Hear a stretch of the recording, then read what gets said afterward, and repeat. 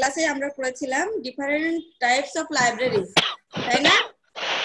Library সম্পর্কে পড়েছিলাম, কত প্রকার লাইব্রেরি, তারপরে হচ্ছে চারটা ভাগ বলেছিলাম যে লাইব্রেরি হচ্ছে public library, academic, special, national. মনে আছে কি? জি ম্যাম। আচ্ছা, তাহলে গতদিন কি পড়েছিলাম? ন্যাশনাল লাইব্রেরি, তাই না? জি। কেউ বলতে পারবেন ন্যাশনাল লাইব্রেরি কাকে বলে?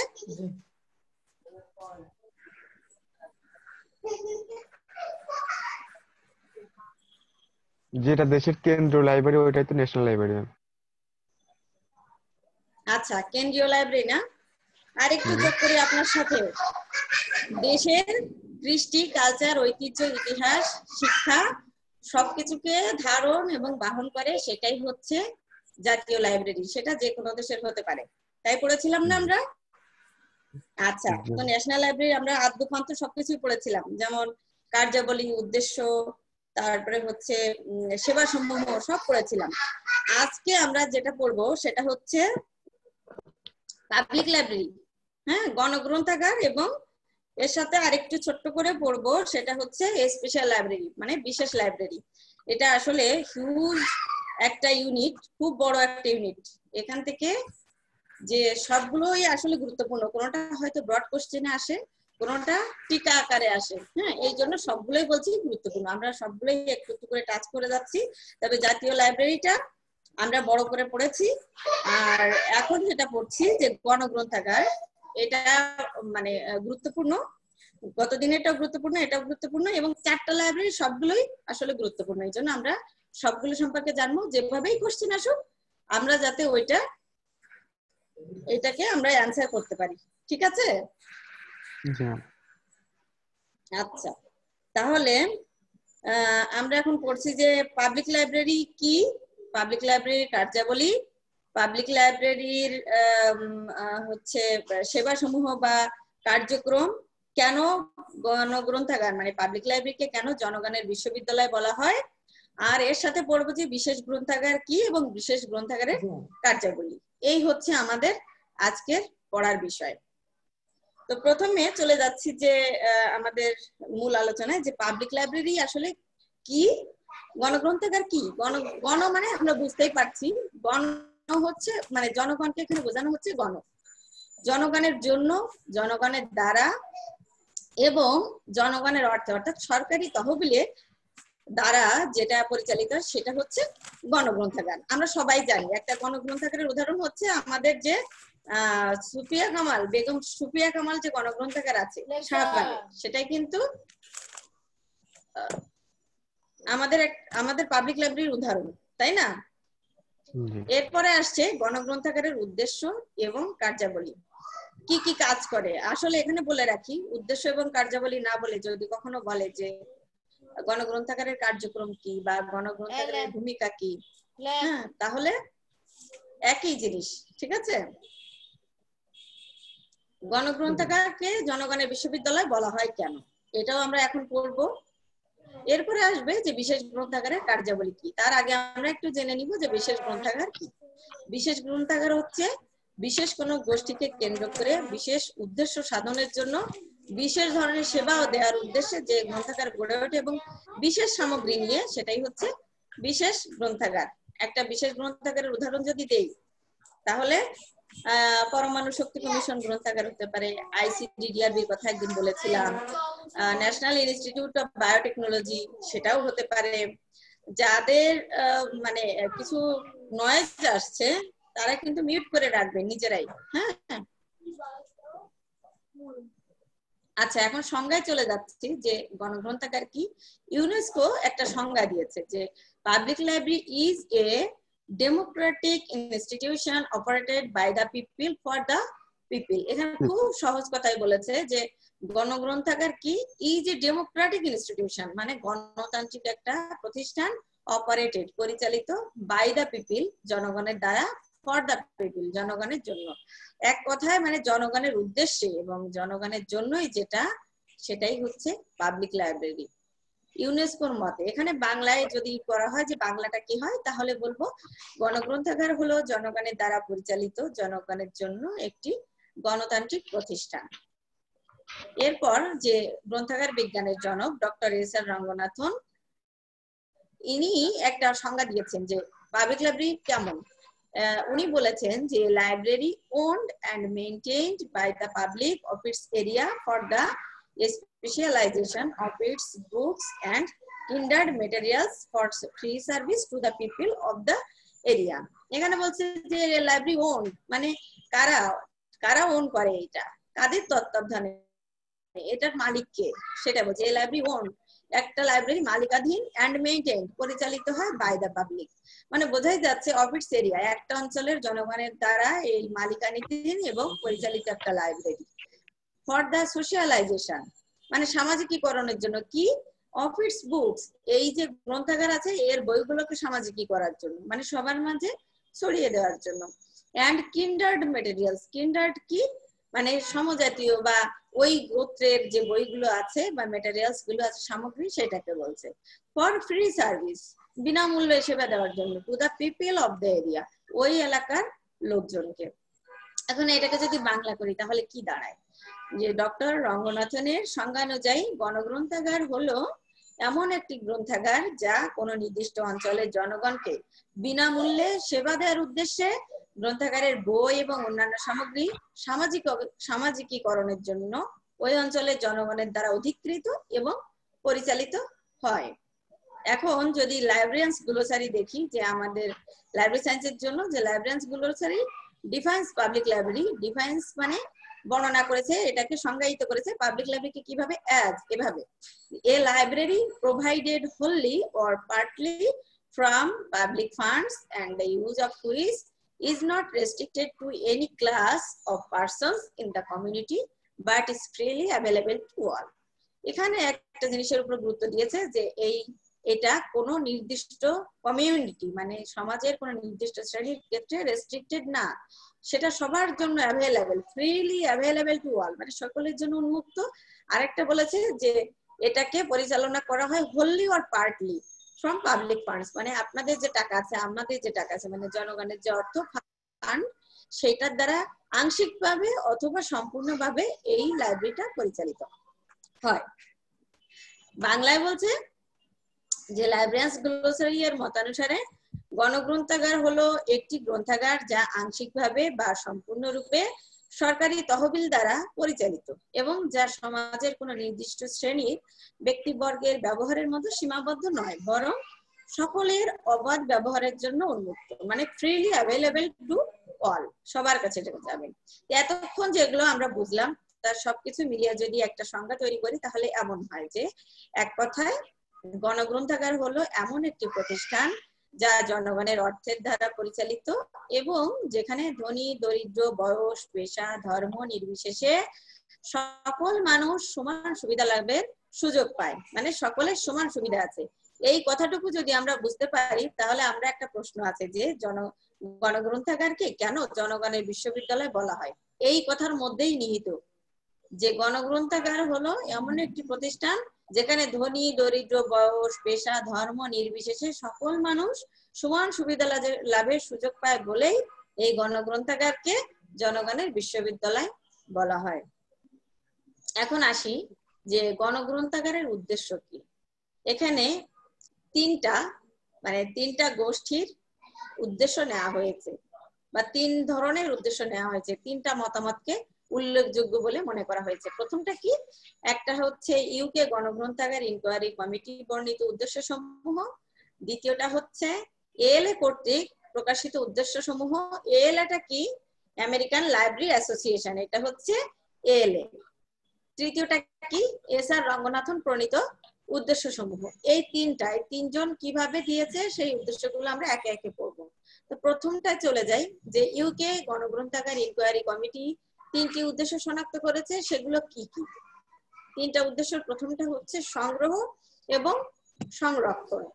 গণগ্রন্থাগারের যে প্রথম উদ্দেশ্য সেটা হচ্ছে প্রতিষ্ঠানের বিভিন্ন শিক্ষা বিষয়ক এবং পরিচালনা বিষয়ক গ্রন্থ সংগ্রহ করবে আর সংরক্ষণ করবে, এটা হচ্ছে প্রথম উদ্দেশ্য। আর এর ফলে কি হবে, সমাজের যে সমস্ত নাগরিক আছে তারা নিজেদেরকে সুনাগরিক হিসেবে গড়ে তুলতে সহায়ক হবে এটা, এবং সুন্দর ব্যক্তিগত জীবন বিকাশে যথাযথভাবে পথ প্রদর্শন করা সম্ভব এই গণগ্রন্থাগারের এই সংরক্ষণের দ্বারা। এরপরে বলছে 2 নাম্বার যেটা, যে জনগণের সেবা করা। আমরা বলেছি 3টি উদ্দেশ্য, সেখানে এই প্রথমটা সংগ্রহ সংরক্ষণ, দ্বিতীয়টা জনগণের সেবা করা। তো গণগ্রন্থাগারের উদ্দেশ্য হলো জাতিকে এমন ভাবে সেবা প্রদান করা যাতে গণগ্রন্থাগারকে নির্ভরযোগ্য তথ্য কেন্দ্র হিসেবে মনে করে। মানে এমন যদি হয় যে আমার কোনো তথ্যের জন্য আমি কাউকে বিশ্বাস করি না, আমি সবচেয়ে ভালো তথ্য পাবো আমার গণগ্রন্থাগারে গেলে, মানে নির্ভরযোগ্য, আপ টু ডেট এবং ফ্যাকচুয়াল, মানে যেটার মধ্যে বাস্তবতা আছে, সত্যতা আছে, সেরকম একটা নির্ভরযোগ্য তথ্য কেন্দ্র হতে হবে এই গণগ্রন্থাগারকে। তো গণগ্রন্থাগার জনগণকে তথ্য সরবরাহের মাধ্যমে কি করে, দৈনন্দিন জীবনতে আছেই, এর সাথে আর্থসামাজিক উন্নয়নেও গুরুত্বপূর্ণ অবদান রাখে। এখন বাকি দুটো বললাম, আরেকটা আছে, মানে 3টা উদ্দেশ্য বলেছিলাম। তো 3 নম্বর যে উদ্দেশ্য সেটা হচ্ছে সুযোগ সৃষ্টি করা। কিসের সুযোগ? যে সমাজের যত ধরনের মানুষ আছে, মানে শিশু, যুবক, বৃদ্ধ, নারী, পুরুষ, সবাইকে, মানে সমগ্র জাতিকে যাতে নিজেদের স্বশিক্ষায়, মানে সেলফ এডুকেশনে শিক্ষিত করতে পারে, শিক্ষিত হতে পারে, সেই সুযোগ সৃষ্টি করে দেওয়া। এখন এটা গেল 1 নাম্বার যেটা বলেছিলাম ইউকে অনুযায়ী। আর এবার বলছে 2 নাম্বার এএলএ কর্তৃক, মানে আমেরিকান লাইব্রেরি অ্যাসোসিয়েশন কর্তৃক যে উদ্দেশ্য সমূহ ছিল সেটা এখন আমরা দেখব। আমেরিকান লাইব্রেরি অ্যাসোসিয়েশন একটা পাবলিকেশন বের করেছিল, সেটার নাম ছিল যে public library services a guide to evaluation.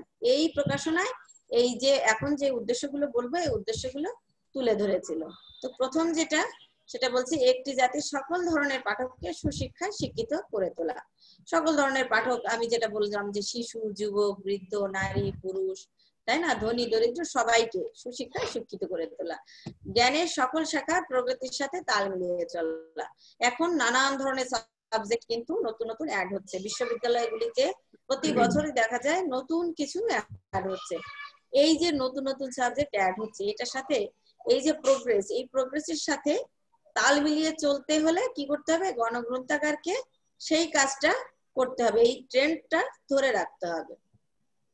রাজনৈতিক এবং সামাজিক বাধা বিপত্তিকে নিরুৎসাহিত করা। তারপরে বলছি যে জনগণকে তাদের প্রাত্যহিক পেশায় দক্ষ হয়ে উঠতে সহায়তা করা। কেউ আছে ইঞ্জিনিয়ার, কেউ আইনজীবী, কেউ হচ্ছে ডক্টর, তাই না, কেউ আছে লাইব্রেরিয়ান। তো এই যে তাদের নিজ নিজ যে পেশা, এই পেশাগুলোতে যাতে দক্ষ হয়ে ওঠে সেই জন্য সহায়তা করা। জনগণের সৃষ্টিশীল এবং আধ্যাত্মিক সক্ষমতার উন্নতি সাধন করা। মানুষ এগুলো পড়ে কি হচ্ছে, নিজেদের মধ্যে সৃষ্টিশীল যে বিষয়গুলো সেগুলি অর্জন করছে, নতুন নতুন প্রোডাক্টিভিটি তাদের মধ্যে তৈরি হচ্ছে। সমাজের সকল লোককে অনানুষ্ঠানিক শিক্ষা গ্রহণের সুযোগ করে দেওয়া। আমরা জানি যে যে শিক্ষা যে আছে, একটা হচ্ছে আনুষ্ঠানিক আর একটা অনানুষ্ঠানিক। তো আনুষ্ঠানিক শিক্ষা পাই আমরা শিক্ষা প্রতিষ্ঠান থেকে, আর অনানুষ্ঠানিক শিক্ষা কোথা থেকে পাই, আমাদের চারপাশ থেকে, সমাজ থেকে, এই গ্রন্থাগার থেকে। তো যে গণগ্রন্থাগার, সেখানে সেটা কি করছে, সমাজের সকল লোককে এই অনানুষ্ঠানিক শিক্ষা গ্রহণের সুযোগ করে দিচ্ছে। এছাড়া কি করে, যে মানুষ যে সকল বিষয়ে আনুষ্ঠানিক শিক্ষা গ্রহণ করে, যেমন স্কুল কলেজে যে শিক্ষাগুলো সে নিচ্ছে, এই যে বিষয়গুলো, সেই বিষয়গুলোকে কিভাবে আরো উন্নত এবং সমৃদ্ধ করে তোলা যায়, সেই উদ্দেশ্য হচ্ছে গণগ্রন্থাগারের। এছাড়া জনগণ যখন যেটা চাইবে, যে ধরনের তথ্য চাইবে, সব তথ্য চাহিদা পূরণ করাই হচ্ছে তার উদ্দেশ্য। বিভিন্ন গোষ্ঠী, গোষ্ঠী বলতে এখানে বোঝাচ্ছে গ্রুপস, হ্যাঁ, বিভিন্ন গোষ্ঠী এবং সংস্থা সমূহে, মানে অর্গানাইজেশন এবং যে গ্রুপস আছে, তাদের শিক্ষামূলক, সামাজিক এবং সাংস্কৃতিক কর্মকাণ্ডকে সমর্থন করা। আপনারা দেখবেন যে অনেক এনজিও আছে কিন্তু, তাই না, প্রগতি আছে, তারপরে হচ্ছে নানা ধরনের এই যে আমাদের শিক্ষাই আলো, এরকম নানা ধরনের কিন্তু ছোট ছোট ছোট ছোট এনজিও কাজ করে সমাজের অগ্রগতির জন্য। তো এই অগ্রগতির জন্য যদি তারা কখনো যে স্টুডেন্টদের বই কিনে দেয়, কখনো তাদের স্কলারশিপের ব্যবস্থা করে, কখনো নানা ধরনের যে সামাজিক কর্মকাণ্ড আছে সেগুলোতে তারা সহায়তা করে। এই যে তারা যে কাজটা করছে, তাদেরকে আরো একটু সাপোর্ট করা, হ্যাঁ, এই কাজটা করে গণগ্রন্থাগার। অবসর সময়কে বিনোদনমূলক এবং সৃষ্টিশীল কাজে ব্যবহারের জন্য উৎসাহ প্রদান করা।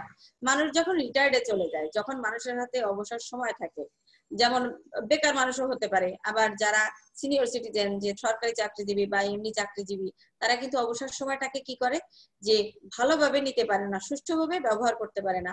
তখন যাতে তারা নেতিবাচক কোনো কিছুতে না সেটাকে ইউটিলাইজ করে সেটাকে যেন একটু সৃষ্টিশীল কাজে এবং বিনোদনমূলক কাজে ব্যবহার করতে পারে, সেই চেষ্টাটা করে। আর সর্বোপরি কি করে, জ্ঞান বৃদ্ধিতে সহায়তা করা, এই হচ্ছে উদ্দেশ্য। আচ্ছা, দুটো গেল। আমরা বলেছিলাম যে তিন ধরনের উদ্দেশ্য আমরা পড়বো। শেষ যেটা, সেটা হচ্ছে কি এস.আর. রঙ্গনাথন প্রণীত 7টি উদ্দেশ্য। রঙ্গনাথন 7টা উদ্দেশ্য বলেছে গণগ্রন্থাগারের। প্রথম যেটা, সেটা হচ্ছে সব শ্রেণীর এবং সব বয়সের মানুষকে জীবনব্যাপী স্বশিক্ষায় শিক্ষিত হতে সহায়তা করা। এখানে খুব কমপ্লিট একটা কথা বলেছে যে সব শ্রেণীর, মানে এখানে কেউ বাদ যাবে না, সব ধরনের মানুষ যাবে এবং সব বয়সের, মানে শিশু, বৃদ্ধ, মানে অ্যাডাল্ট, যাই বলেন না কেন, সব ধরনের মানুষকে জীবনব্যাপী, মানে লাইফ লং লার্নিং, শুধু লার্নিং না, এটা সেলফ এডুকেশন, সেইটা পেতে সহায়তা করে। মানে একটা লাইনের মধ্যে সবকিছু নিয়ে এসছে। সমাজের প্রতিটি সদস্যকে সকল বিষয়ের উপর সর্বাধুনিক তথ্য উপাত্ত পৌঁছে দেয়া। এখন এটা কিন্তু গণগ্রন্থাগারের কাজ, লাস্ট আপডেটটা দেওয়া, আপ টু ডেট ইনফরমেশন দেওয়া। আমরা গ্রন্থাগারিক, আমরা কিন্তু এই কাজটি করবো। যে পাবলিক লাইব্রেরি যে সবার শেষে যে মানে সেই পুরোনো তথ্য নিয়ে বসে থাকবে, তাহলে কিন্তু হবে না। আপ টু ডেট ইনফরমেশন পৌঁছে দিতে হবে। নিরপেক্ষ, মানে আনবায়াসড ও সুষম উপায়ে, ব্যালেন্সড ওয়েতে। তো নিরপেক্ষ এবং সুষম উপায়ে সকলকে নথিভুক্ত পর্যালোচনা এবং জ্ঞানের সকল উৎস বিতরণ করা। মানে কোথা থেকে এই যে জ্ঞানগুলো কোথা থেকে আসছে, সোর্সটা কোথায়, সেইগুলোকে বিতরণ করা মানুষের মাঝে, এবং স্থানীয়, জাতীয় এবং আন্তর্জাতিক বিষয়গুলিতে তাদের রাজনৈতিক দায়িত্ব পালনে সহায়তা করা। এই যে জ্ঞান লাভ করলো, সেটা কোথায় কাজে লাগাবে? স্থানীয় পর্যায়ে কাজে লাগাবে, জাতীয় পর্যায়ে এবং আন্তর্জাতিক যে বিষয়গুলি আছে সেখানে কাজে লাগাবে। এখানে একটা কথা বলেছে যে যারা প্রযুক্তিবিদ আছে, ডিজাইনার আছে, গবেষক আছে, মানে যারা মূলত সায়েন্টিস্ট, তারপরে হচ্ছে বিজ্ঞানী, ডিজাইনার, গবেষক, এদের যে চিন্তা, এই চিন্তাটার প্রতিটি অংশকে কাজে লাগিয়ে নতুন নতুন উদ্যোগ, মানে এন্টারপ্রাইজ কিন্তু তৈরি হচ্ছে, চালু হচ্ছে, বিভিন্ন নানামুখী কর্মকাণ্ড পরিচালিত হচ্ছে। আর এই সংক্রান্ত যে তথ্য আছে তা যদি মানুষের মাঝে ছড়িয়ে দেওয়া যায়, তাহলে মানুষ এগুলোতে উৎসাহী হবে এবং তাদের নিজেদের উৎপাদনশীলতা বৃদ্ধি পাবে। সে 4 নম্বর উদ্দেশ্য বলেছে সেইটা। এরপরে বলছে যে প্রত্নতাত্ত্বিক গবেষণার উপাদান এবং সংস্কৃতির সেতু হিসেবে ভবিষ্যৎ প্রজন্মের জন্য মানব সভ্যতার সাহিত্যের ইতিহাস সংরক্ষণ করা। আমাদের যে সংস্কৃতি আছে এটার উপরে যদি গবেষণা করতে হয়, যেমন আমাদের পূর্বপুরুষরা কেমন ছিল, তার পূর্বপুরুষরা কেমন ছিল, এটা যদি আমাদের জানতে হয়, তাহলে এই সংস্কৃতির এই উপাদানগুলো যদি লাইব্রেরিতে না থাকে, আমরা কিসের উপরে ভিত্তি করে আমরা এই রিসার্চটা করব? সেটা বলছে যে প্রত্নতাত্ত্বিক গবেষণার উপাদান এবং সংস্কৃতির সেতু। আর ভবিষ্যৎ প্রজন্মকে জানানোর জন্য এটা একটা সেতু হিসেবে কাজ করবে। এটা গেল 5 নাম্বার। 6 কি বলছে, যে প্রত্যেকের জন্য উন্নত ও রুচিসম্মত অবসর যাপনের ব্যবস্থা করা। যেটা বলেছি এর আগে, যে কিভাবে তারা পজিটিভলি ইউজ করবে, তাদের যে অবসর যেটা আছে, লেজার যেটা, সেটাকে কিভাবে ব্যবহার করবে। আর 7 নাম্বার বলেছিল 7টি উদ্দেশ্য। 7 নাম্বার হচ্ছে যে সর্বোপরি সমাজতান্ত্রিক চিন্তার প্রতিনিধি প্রতিষ্ঠান হিসেবে অব্যাহত যে সামাজিক উন্নয়নের জন্য কাজ করা, মানে সোশ্যাল ওয়েলবিং যেটাকে বলে, সেটার একটা এজেন্সি হিসেবে কাজ করা গণগ্রন্থাগারকে। তো এইটা ছিল রঙ্গনাথনের 7টা উদ্দেশ্য। তাহলে আমরা তিনজনের 3টা উদ্দেশ্য করলাম। এখন আমরা সব কিছুকে একদম মিক্সড করে ফেলবো, মানে একদম কনডেন্স মিল্কের মতো মিক্সড করে কি করব, সবগুলোকে মোট 4টা পয়েন্টে নিয়ে চলে আসবো। প্রথমটা কি, 1 নাম্বারটা হচ্ছে শিক্ষা। মানে আমরা কিন্তু 3টা উদ্দেশ্যের মধ্যে শিক্ষাটাকে পড়েছি, এখন 3টাকে 4টা পয়েন্টে ভাগ করে ফেলবো। প্রথমটা হচ্ছে শিক্ষা। শিক্ষার যে কোনো স্তরেই হোক না কেন, ব্যক্তি বা গোষ্ঠীর আত্মোন্নতির জন্য বিভিন্ন উপায়ের ব্যবস্থা করা, ব্যক্তি এবং লিপিবদ্ধ জ্ঞানের মধ্যে ব্যবধানটি কমিয়ে আনা। যে কথা বলছেন প্লিজ মিউট করে রাখেন, ডিস্টার্ব হচ্ছে। আচ্ছা, তাহলে যারা এই যে বলছে যে ব্যক্তি বা গোষ্ঠীর আত্মোন্নতির জন্য যে কোনো স্তরেই হোক না কেন, মানে অনেকে আছে যে ড্রপ আউট হয়ে যায়, তারা কিন্তু আর পড়াশোনা করতে পারে না, বিশ্ববিদ্যালয়ে হোক কলেজে হোক স্কুলে হোক, ড্রপ আউট হয়ে গেলে তার শিক্ষাটা ওই পর্যন্ত শেষ। কিন্তু একটা গণগ্রন্থাগার কি করতে পারে, এই যে ব্যবধান, এই ব্যবধানটা কিন্তু কমিয়ে আনতে পারে, ওই যে স্বশিক্ষার একটা ব্যবস্থা করতে পারে, এর মাধ্যমে এই ব্যবধানটা কমিয়ে আনতে পারে। একটি শিক্ষা প্রতিষ্ঠান হিসেবে গণগ্রন্থাগার পর্যাপ্ত পরিমাণ পুস্তক ও পাঠ সামগ্রী ধারণ এবং তা সমাজের সকল স্তরের মানুষের কাছে পৌঁছে দেওয়ার মাধ্যমে আনুষ্ঠানিক অনানুষ্ঠানিক বয়স্ক ও জীবনব্যাপী শিক্ষা সহ সকল প্রকার শিক্ষাকে সহায়তা করছে। এখানে কি কোনোটা বাদ গেছে? কোনো শিক্ষাই বাদ যায়নি, একটু খেয়াল করেন। আনুষ্ঠানিক শিক্ষা আছে, অনানুষ্ঠানিক শিক্ষা আছে, বয়স্ক শিক্ষা, জীবনব্যাপী শিক্ষা, সব ধরনের শিক্ষাকে সহায়তা করছে। আবার বেশি বেশি মানে এডুকেট যে ম্যাটেরিয়াল সেগুলো ধারণ করছে এই গণগ্রন্থাগার। 2 নম্বরে কি তথ্য, যে ব্যক্তি অথবা গোষ্ঠীকে সমসাময়িক বিষয়গুলি সম্বন্ধে দ্রুত এবং যথাযথ তথ্য সরবরাহ করা।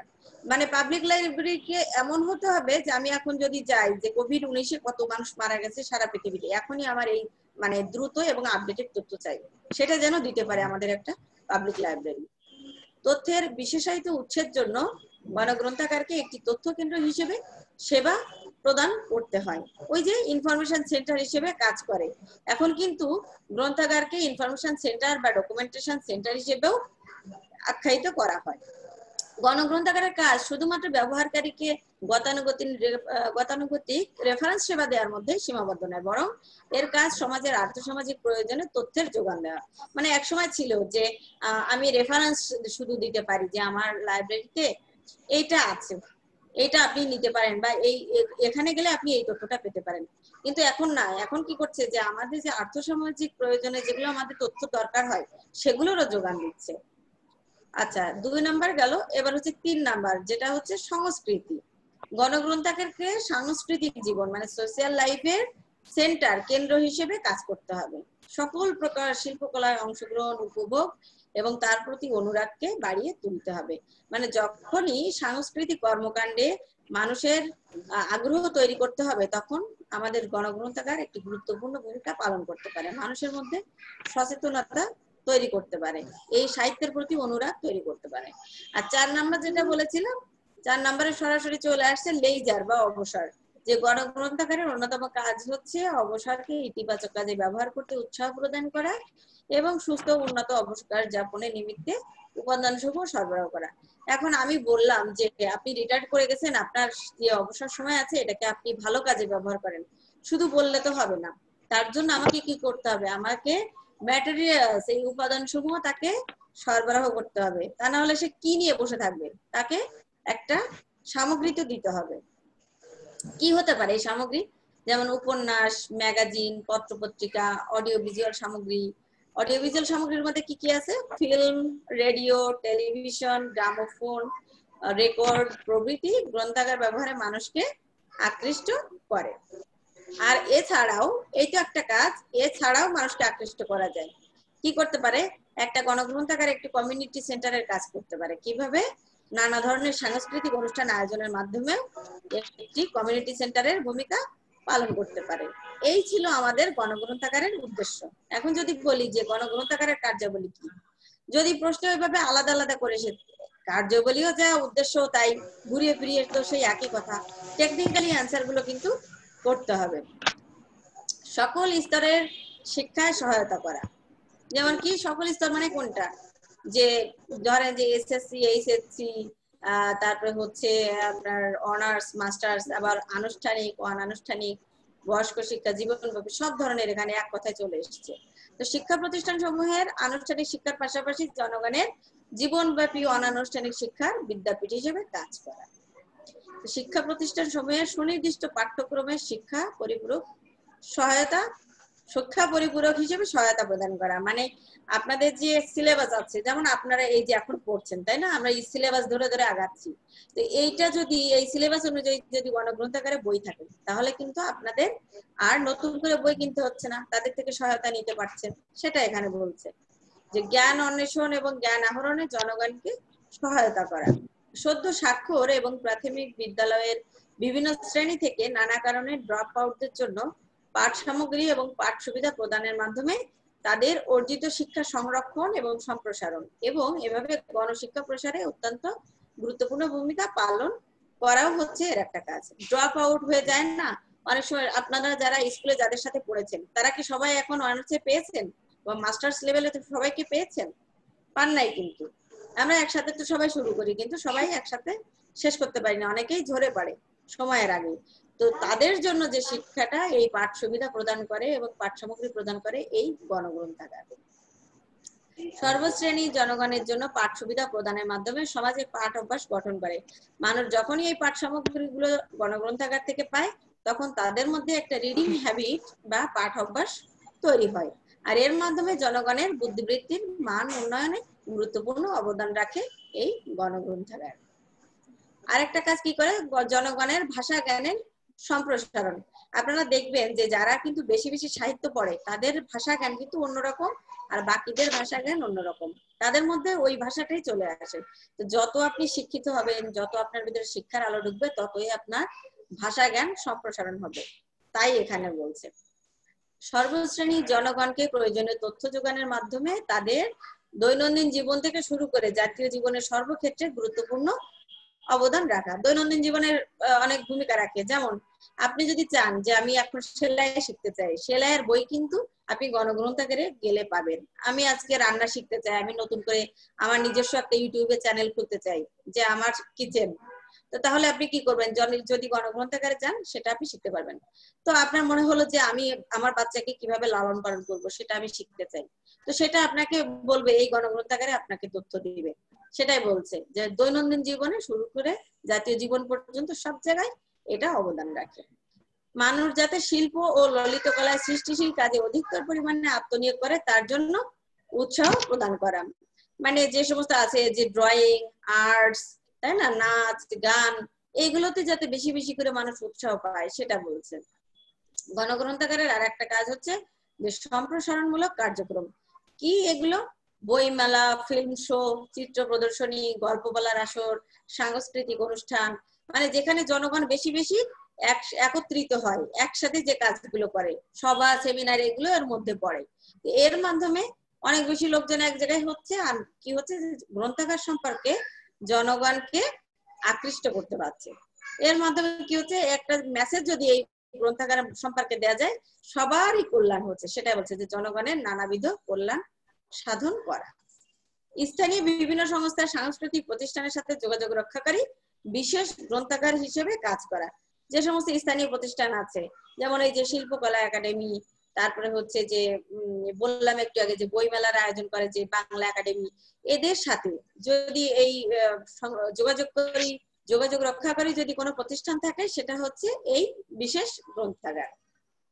সাংস্কৃতিক তথ্য কেন্দ্র হিসেবে কাজ করা, পারিবারিক জীবনে সহায়তা করা। একটু আগে কিন্তু বলেছি যে কি কি কাজ করে, যেমন সেলাই, রান্না, গৃহসজ্জা, শিশু পালন, শিশু মনোবিজ্ঞান, বাগান করা, ভ্রমণ, এই সমস্ত বিষয়ে যে সমস্ত পাঠ সেবা আছে সেটা প্রদান করে আপনাদের পারিবারিক জীবনে সহায়তা করছে। অবসর সময়ের উপযুক্ত সদ্ব্যবহার, গণতান্ত্রিক মূল্যবোধ এবং সুনাগরিক সমাজ গঠনে অবদান রাখা, সংবাদপত্র, সাময়িকী, পুস্তকাদি ইত্যাদির মাধ্যমে জনগণকে গণতন্ত্র এবং নাগরিক জ্ঞান সম্পর্কে সচেতন করে তোলা। এখানে একটু কথা বলি যে আমরা কিন্তু একদিন পড়েছিলাম যে গ্রন্থাগার একটি সামাজিক প্রতিষ্ঠান, আপনাদের মনে আছে কিনা? তো তখন কিন্তু কয়েকটা পয়েন্ট বলেছিলাম, সেটাও কিন্তু গণগ্রন্থাগারের সাথে একেবারেই মিলে যায়। কারো যদি মনে হয় যে না আমি মোটেই আমার পড়া নেই, তাহলে আমি কি লিখবো, কেউ যদি ওই পয়েন্টগুলো উল্লেখ করতে পারে সুন্দর করে, তাহলে কিন্তু সেও ফুল মার্কস পাবে। ঠিক আছে, দেখেন আমরা কিন্তু তখন বলেছিলাম যে গণতন্ত্রের ধারক ও বাহক, এখানেও তাই বলছি যে গণতান্ত্রিক মূল্যবোধ এবং সুনাগরিক সমাজ গঠনে অবদান রাখে।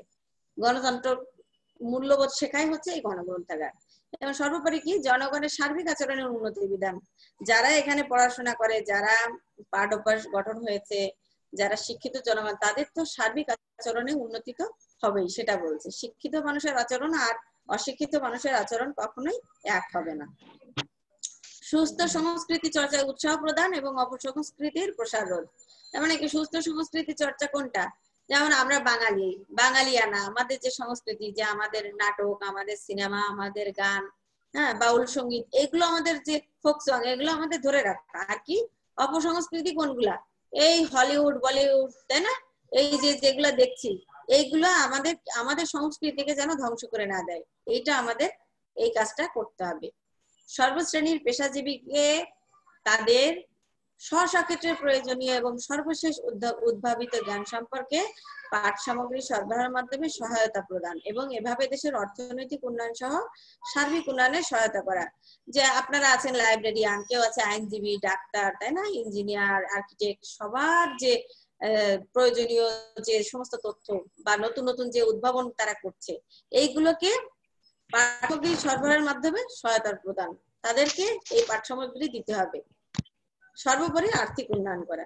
ভ্রাম্যমাণ গ্রন্থাগার সেবার মাধ্যমে ঘরে ঘরে, হাসপাতাল, তারপরে জেলখানা প্রভৃতি স্থানে গ্রন্থাগার সেবা পৌঁছে দেওয়া। এমন অনেক জায়গা আছে যেখানে কিন্তু লাইব্রেরিতে যাওয়ার কোনো সুযোগ নাই। জেলখানা থেকে মানুষ বের হতে পারবে? হাসপাতালে অসুস্থ রোগীদের কারখানা, সেখান থেকে মানুষ বের হতে পারবে না। এই সমস্ত জায়গায় যদি আপনি, বা বৃদ্ধ মানুষ ঘরে বসে আছে, তাদেরকে যদি আপনি মোবাইল লাইব্রেরির মাধ্যমে এই গ্রন্থাগার সেবা পৌঁছে দেন, তাহলে কাজটা কত ভালো হবে সেটা এখানে বলছেন। আর বলছে কি অডিও ভিজুয়াল সামগ্রীর মাধ্যমে জনগণকে গ্রন্থাগার সেবা দেওয়া। আপনি টিভির মাধ্যমে আপনি প্রচার করতে পারেন, রেডিও, ক্যাসেট, এগুলোর মাধ্যমে আপনি প্রচার করে দিলেন। তারপরে কি বলছে, শিশু ও তরুণদের জন্য প্রতিটি গ্রন্থাগারে শিশু শাখা পরিচালনা এবং তাদের উপযোগী পাঠ সামগ্রী রাখা এবং পাঠ সুবিধা প্রদানের মাধ্যমে শিশু এবং তরুণদের মানসিক গঠন ও জ্ঞানের পরিধি সম্প্রসারণে গুরুত্বপূর্ণ ভূমিকা রাখা। যারা আছে যে গণগ্রন্থাগারে গেলে সবাই দেখতে পারবেন, জানি না কয়জন গেছেন পাবলিক লাইব্রেরিতে, সবাই একবার করে যাওয়া উচিত যে আসলে কি আছে, আমরা যে কার্যক্রম করছি আর আসলে সেটা হচ্ছে কিনা। ওখানে কিন্তু শিশুদের জন্য একটা নির্দিষ্ট শাখা আছে, শিশুরা সেখানে যে পড়তে পারেন, তাদের জন্য পাঠ সামগ্রী রাখতে হবে। এবং এইগুলো যদি তারা এখন থেকে পড়ে, তাহলে কি হবে, যে ভবিষ্যতে তাদের যে মানসিকতা গড়ে উঠবে সেইটা কিন্তু অনেক ব্রড হবে, তাদের জ্ঞানের পরিধি বৃদ্ধি পাবে, সম্প্রসারিত হবে, তাই বলছে। তো গণগ্রন্থাগার আর একটা কাজ করে, যেটা হচ্ছে যে আমাদের সমাজে অনেক পিছিয়ে পড়া জনগণ আছে, যেমন শারীরিক মানসিক প্রতিবন্ধী বা যে সিনিয়র সিটিজেন যারা আছে, বয়স্ক লোক, তাদের নানা ধরনের সমস্যা আছে, তাদের কথা চিন্তা করে বিভিন্ন উদ্যোগ গ্রহণ করা হচ্ছে এই গণগ্রন্থাগারের কাজ। তো আমরা আর একটা টপিকের কথা বলেছিলাম যে গণগ্রন্থাগারকে জনগণের বিশ্ববিদ্যালয় বলা হয় কেন। তো এখানে কেন বলা হয়, কে বলেছে এই কথাটা, সেটা আমাদের জানতে হবে। কয়েকটা সংজ্ঞা এখানে পড়লে বুঝতে পারবো যে কেন জনগণের বিশ্ববিদ্যালয় বলা হয়। এটা কে বলেছে প্রথমে তাই বলি, যে ইউনেস্কো এটাকে বলেছে। কোথায় বলেছে? গ্রন্থাগার বিষয়ক ম্যানিফেস্টো 1994। এইখানে বলেছে কি, গণগ্রন্থাগারকে বলেছে গণতন্ত্রের পূর্ব শর্ত ও ফসল এবং জনগণের বিশ্ববিদ্যালয়। তাহলে নিশ্চয় আপনাদের মনে থাকবে যে কে বলেছে এই কথাটা, ইউনেস্কো বলেছে 1994 সালে, এবং একটা সংজ্ঞা দিয়েছে ইউনেস্কো। সেখানে এই সংজ্ঞা দিতে গিয়ে এখানে বলছে যে কেন জনগণের বিশ্ববিদ্যালয়, বলেছে যে গণগ্রন্থাগার একটি গণতান্ত্রিক প্রতিষ্ঠানের ন্যায় জনগণের দ্বারা, জনগণের জন্যই আইনানুগ পদ্ধতিতে প্রতিষ্ঠিত এবং পরিচালিত হবে, সর্বতোভাবে অথবা মূলত জনগণের অর্থ সাহায্যে পুষ্ট হবে এবং সর্বশ্রেণীর জনগণের এই আইনগত ভিত্তিতে অবাধ ব্যবহারের অধিকার থাকবে। এটা আমার আপনার কথা না, এটা কি বলেছে, ইউনেস্কো বলেছে এই কথাটা। এর মাধ্যমেই বোঝা গেছে যে গণগ্রন্থাগার কেন জনগণের বিশ্ববিদ্যালয়। তারপরে 1971 সালে ইংল্যান্ডের লাইব্রেরি অ্যাসোসিয়েশনের একটা রিসার্চ গ্রুপ সেটাও গণগ্রন্থাগার সম্পর্কে একটা রিপোর্ট প্রকাশ করেছে, এবং তারাও একটা সংজ্ঞা দিয়েছে যে কেন জনগণের বিশ্ববিদ্যালয়। যে গণগ্রন্থাগারের উদ্দেশ্য হচ্ছে মানুষের জীবনের সমস্ত শিক্ষাগত, অর্থনৈতিক, শিল্পগত, বৈজ্ঞানিক, সাংস্কৃতিক মান উন্নত করা এবং একটি গণতান্ত্রিক সমাজ ব্যবস্থায় গণতন্ত্রের উন্নতির জন্য কাজ করা, যে সমাজে প্রত্যেকটি মানুষেরই পূর্ণ ব্যক্তিত্ব নিয়ে খাঁটি নাগরিক হয়ে উঠবার সমস্ত সুযোগ সুবিধা সকলের জন্য সমভাবে বিদ্যমান। মানে সকলের জন্য সমভাবে বিদ্যমান, এই কথাটার মধ্যেই বোঝা যাচ্ছে যে কেন জনগণের বিশ্ববিদ্যালয়, সবার জন্য উন্মুক্ত, সমান সুবিধা সবার জন্য। এরপরে বলছে মানুষের সামগ্রিক জীবনের সুযোগ সুবিধা বৃদ্ধি করা এবং তাকে আত্মসচেতন, নিজের প্রতিবেশী এবং পরিবেশ সম্পর্কে সচেতন করে তোলাও এর কাজ। মানে আপনি নিজে তো সচেতন হবেন, তার সাথে সাথে আপনার যে প্রতিবেশী আছে, যে আপনার যে চারপাশের পরিবেশ আছে, এই সম্পর্কেও যেন আপনি সচেতন হতে পারেন। এই কাজটা কি করে, কিভাবে করে গণগ্রন্থাগার? বহুমুখী কার্যক্রমের মধ্য দিয়ে তথ্য কেন্দ্র, শিক্ষা ও সাংস্কৃতিক সংস্থার কার্যাবলীর মাধ্যমে এই কাজগুলো সম্পাদন করে। উপরে যে কাজগুলোর কথা বললাম, সমাজের তথ্য এবং চিন্তাধারা প্রচার এবং প্রসারের কাজে গণগ্রন্থাগারের ভূমিকা অমূল্য। সমাজের সকল সম্প্রদায়ের মানুষ আজীবন গ্রন্থাগার থেকে শিক্ষা গ্রহণ করতে পারে, আর এই জন্য গণগ্রন্থাগারকে জনগণের বিশ্ববিদ্যালয় বলা হয়। তার মানে আমরা বুঝতে পারলাম যে সব শ্রেণীর মানুষ, সব বয়সে, সব পেশার মানুষ এই গণগ্রন্থাগার থেকে সেবা নিতে পারছে বলেই এটা জনগণের বিশ্ববিদ্যালয়। তো এটা গেল একটা পার্ট, যে পাবলিক লাইব্রেরি। এখন আমরা একটু জেনে নিই যে বিশেষ গ্রন্থাগার কি বা বিশেষ গ্রন্থাগারের কার্যাবলী কি। তার কারণ যদি কখনো এরকম আসে যে যদি আলাদা করে প্রশ্ন হয় যে বিশেষ গ্রন্থাগার কি, বিশেষ গ্রন্থাগারের কার্যাবলী, তাহলে তো আপনারা লিখতে পারবেন না। যদি প্রশ্ন আসে যে দুটোর মধ্যে পার্থক্য কি, পাবলিক লাইব্রেরি আর বিশেষ লাইব্রেরি দুটোর মধ্যে পার্থক্য কি, তাহলেও যেহেতু আপনারা পার্থক্যগুলো কি লিখতে পারেন। প্রথমে সংজ্ঞায় একটা পার্থক্য আছে কি, বিশেষ গ্রন্থাগার হচ্ছে কি বিশেষ লক্ষ্য এবং উদ্দেশ্যে স্থাপিত সরকারি, এখানে দেখেন বিশেষ কথাটা যুক্ত আছে, যে বিশেষ লক্ষ্য এবং উদ্দেশ্যে স্থাপিত সরকারি, বেসরকারি, আধা সরকারি বা স্বায়ত্তশাসিত প্রতিষ্ঠানের স্বীয় কর্মসূচির সফল বাস্তবায়নের সংশ্লিষ্ট প্রতিষ্ঠানের সদস্য বা গবেষকদেরকে প্রয়োজনীয় তথ্য সরবরাহ নিমিত্তে বিশেষ ধরনের উপাদান সমৃদ্ধ গ্রন্থাগারকে বিশেষ গ্রন্থাগার বলে। এখানে একবার বলেছে বিশেষ, বিশেষ লক্ষ্য উদ্দেশ্য, আবার নিচে বলেছে বিশেষ ধরনের উপাদান। বোঝাই যাচ্ছে এটা সবার জন্য না। মানে আপনি একটা বিশেষ গ্রন্থাগারে গিয়ে খুঁজবেন যে আমাকে একটা উপন্যাসের বই দিবেন, তাহলে কিন্তু আপনি পাবেন না। আপনি বিশেষ গ্রন্থাগারে যে বিশেষ তথ্যই চাইতে হবে আপনাকে।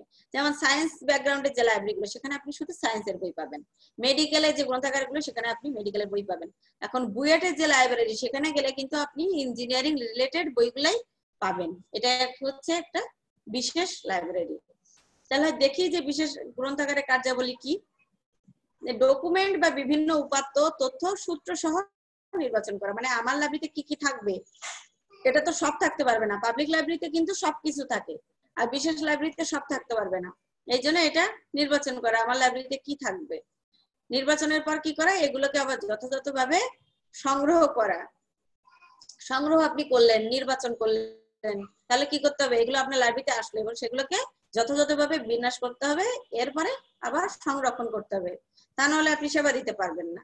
তো বলছে যে এই সংরক্ষিত ডকুমেন্ট, এটাকে যাতে আবার নতুন করে পুনরুৎপাদন করা যায় সেই ব্যবস্থা করা, এবং এই যে নতুন নতুন তথ্য আপনি পেলেন সেটা দিয়ে প্রকাশনা তৈরি করা। প্রত্যেকটা স্পেশাল লাইব্রেরি কিন্তু কিছু না কিছু তাদের নতুন প্রকাশনা আছে, প্রতি বছরই সেগুলো বের হচ্ছে। যেমন ন্যাশনাল ইনস্টিটিউট অফ বায়োটেকনোলজি, তাদের প্রায় 48টা প্রকাশনা আছে। হ্যাঁ, এরকম। তারপরে বলছে তথ্যাবলী ইস্যু করা, সাময়িকী বিতরণ বা লেনদেন কার্যক্রম। আরেকটা কি বলছে, আন্তঃগ্রন্থাগার লেনদেন। বিভিন্ন যে সমস্ত স্পেশাল লাইব্রেরি আছে সেগুলো, যেমন পরমাণু শক্তি কমিশন লাইব্রেরি, সে যদি চায় যে ব্যান্সডক লাইব্রেরির সাথে একটা লিয়াজো করে তার কিছু বই দিবে এবং ব্যান্সডক লাইব্রেরি থেকে কিছু বই আনবে, তাহলে সেটা সম্ভব। পুনঃ অনুসন্ধান কার্যক্রম, মানে আবার রিসার্চ, হ্যাঁ, পুনরায় অনুসন্ধান করা। বিশেষ নির্বাচিত তথ্য বিতরণ, এটা হচ্ছে আমরা একদিন বলেছিলাম যে SDI, selective dissemination of information, এই সেবাটা দিয়ে থাকে, যে আপনি নির্দিষ্ট যে তথ্যটা যাবেন শুধু সেই তথ্যটা আপনাকে সরবরাহ করবে। নির্দেশনামূলক সেবা, এখন যদি কখনো বলে যে স্পেশাল লাইব্রেরি সেবাগুলো কি, তাহলে কিন্তু একই উত্তর। নির্দেশনামূলক সেবা, অনুবাদ কার্যক্রম, অনেক সময় আছে বিদেশি ভাষায় সেগুলো থাকে, সেগুলোকে আপনি অনুবাদ করবেন, বাংলায় হতে পারে, ইংরেজিতেও হতে পারে। বিবলিওগ্রাফি নির্দেশনা, তথ্য পুনরুদ্ধার এবং প্রতিবেদন প্রস্তুতকরণ। নতুন নতুন ভাবে তথ্য আজকে আপনি দিচ্ছেন একটা গ্রাহককে, পরের দিন আবারও দিতে হতে পারে, তো সেটাকে বলছে তথ্য পুনরুদ্ধার। তো সেখানে তো কিছু প্রশাসনিক কাজও থাকে। তো প্রশাসনিক কাজগুলো কি, প্রথমে হচ্ছে পরিকল্পনা করা, যে আপনি কি কিনবেন, কি না কিনবেন, কিভাবে এই প্রতিষ্ঠান পরিচালনা করবেন, ব্যবস্থাপনা এবং গবেষণা করা। 3 নাম্বার হচ্ছে কি কর্মী সংস্থান করা, যে আপনার লাইব্রেরি চালাবেন, কিভাবে আপনি চালাবেন, লোকজন না থাকলে, তাই বলছে কর্মী সংস্থান করা। নির্দেশনা প্রদান করা, মানুষকে কিভাবে পরিচালনা করবেন সেটা বুঝে, এবং সবার মধ্যে সব কাজের মধ্যে সমন্বয় সাধন করা, প্রতিবেদন পেশ করা মানে একটা রিপোর্ট তৈরি করা, প্রতি মাসে হতে পারে, প্রতি বছর হতে পারে। আর এগুলো যে কিনবেন, বই কিনবেন, আপনি সাময়িকী কিনবেন, জার্নাল কিনবেন, যাই কিনেন না কেন আপনার একটা বাজেট করা কিন্তু অবশ্যই প্রয়োজন। এই বাজেট প্রণয়ন করাও হচ্ছে প্রশাসনিক কাজের মধ্যে পড়ে। ব্যবস্থাপনায় সমন্বয় সাধন করা, সম্পূর্ণ প্রতিষ্ঠানকে কাজের সুবিধার জন্য বিভিন্ন শাখায় বা বিভিন্ন বিভাগে বিভক্ত করা। যেমন লাইব্রেরিতে বিভিন্ন শাখা থাকতে পারে না, লাইব্রেরিতে একটা ফটোকপি শাখা থাকতে পারে, একটা রিপ্টোগ্রাফি শাখা থাকতে পারে, একটা ডকুমেন্টেশন শাখা থাকতে পারে, হ্যাঁ, এরকম বিভিন্ন শাখায় বিভক্ত করে আবার তাদের মধ্যে যথাযথ সমন্বয় এবং সংহতি বিধান করা। যে শাখা তৈরি করলাম কিন্তু কোনোটার মধ্যে কাজের সমন্বয় নেই, তাহলে কিন্তু হবে না। সর্বোপরি কি, কর্তৃপক্ষ বা প্রশাসক কর্মচারীদের সাময়িক সভার ব্যবস্থা করা, মানে মাঝে মাঝে মিটিং করতে হবে এবং বিভিন্ন শাখায় গিয়ে গিয়ে পরিদর্শন করতে হবে। প্রশাসনিক আদেশ জারি করা, প্রশাসনকে সচল এবং গতিময় করে রাখা যাতে কাজ সুষ্ঠুভাবে সম্পন্ন হয়। তো এই ছিল বিশেষ লাইব্রেরির কাজ। এখন যদি কেউ বলে যে দুটোর মধ্যে পার্থক্য বলেন, পাবলিক লাইব্রেরি বিশেষ লাইব্রেরি, তাহলে নিশ্চয়ই আপনারা পারবেন ওইটার কাজ কি এটার কাজ কি, এটাই তো পার্থক্য। তো আমরা এখন যা পড়লাম, আমরা প্রশ্নে চলে যাই যে কি প্রশ্ন কি হতে পারে। প্রশ্ন হতে পারে গণগ্রন্থাগারের সংজ্ঞা দাও, গণগ্রন্থাগারের উদ্দেশ্য ও কার্যাবলী আলোচনা করো। প্রশ্ন এরকমও হতে পারে যে গণগ্রন্থাগারকে জনগণের বিশ্ববিদ্যালয় বলা হয় কেন, আলোচনা করো।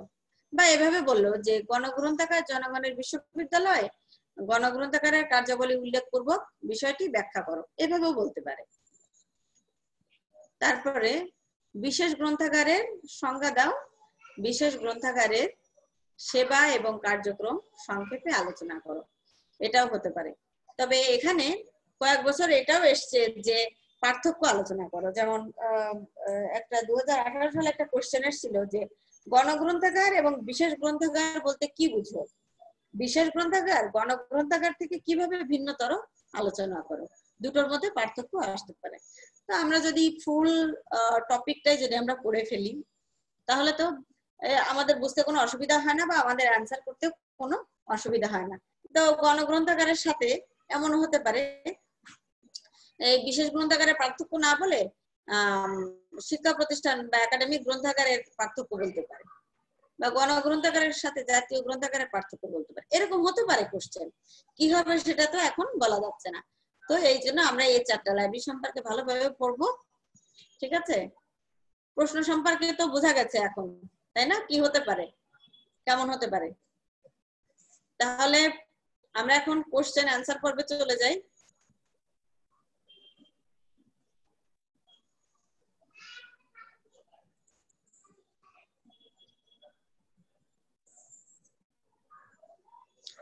আজকে যে টপিক আমরা পড়লাম সামারাইজ করলে কি আসে, যে আমরা পড়েছি গণগ্রন্থাগার কি। গণগ্রন্থাগার হচ্ছে এমন একটা গ্রন্থাগার যেটা জনগণের দ্বারা, জনগণের জন্য, জনগণের অর্থে পরিচালিত। উদ্দেশ্য পড়েছি, কার্যাবলী পড়েছি, কেন জনগণের বিশ্ববিদ্যালয় বলা হয় সেটা পড়েছি, মানে সব ধরনের সব শ্রেণী পেশার মানুষের জন্য এর দান উন্মুক্ত, এই জন্য বলা হয় এটাকে জনগণের বিশ্ববিদ্যালয়। আর পড়েছি বিশেষ গ্রন্থাগার, বিশেষ উদ্দেশ্যে বিশেষ সেবা দেওয়ার জন্য বিশেষ সামগ্রী নিয়ে যে গ্রন্থাগার গড়ে ওঠে সেটা হচ্ছে বিশেষ গ্রন্থাগার। এই তো আজকে টপিক ছিল আমাদের। তো কারো যদি বুঝতে কোনো সমস্যা হয় বা এইটা সম্পর্কে যদি কোনো কোশ্চেন থাকে, আমরা তাহলে এখন কোশ্চেন অ্যান্সার পর্বে চলে যাই। ম্যাডাম